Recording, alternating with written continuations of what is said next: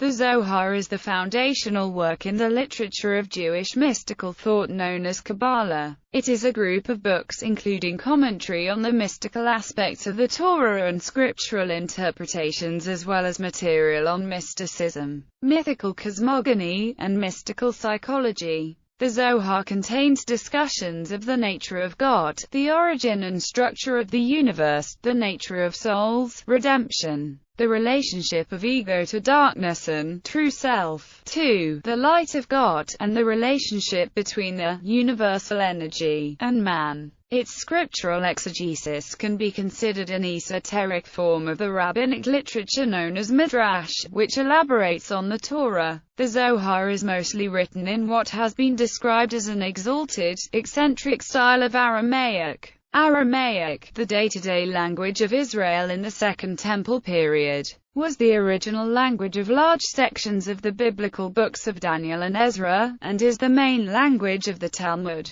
The Zohar first appeared in Spain in the 13th century, and was published by a Jewish writer named Moses de Leon. De Leon ascribed the work to Shimon bar Yochai, a rabbi of the 2nd century during the Roman persecution who, according to Jewish legend, hid in a cave for 13 years studying the Torah and was inspired by the prophet Elijah to write the Zohar. This accords with the traditional claim by adherents that Kabbalah is the concealed part of the oral Torah, while the traditional majority view in religious Judaism has been that the teachings of Kabbalah were revealed by God to biblical figures such as Abraham and Moses, and were then transmitted orally from the biblical era until its redaction by Shimon bar Yochai. Modern academic analysis of the Zohar, such as that by the 20th century religious historian Gershom Scholem, has theorized that de Leon was the actual author. The view of non-Orthodox Jewish denominations generally conforms to this latter view, and as such, most non-Orthodox Jews have long viewed the Zohar as pseudepigraphy and apocryphal, while sometimes accepting that its contents may have meaning for modern Judaism. Jewish prayer books edited by non-Orthodox Jews may therefore contain excerpts from the Zohar and other Kabbalistic works, even if the editors do not literally believe that they are oral traditions from the time of Moses.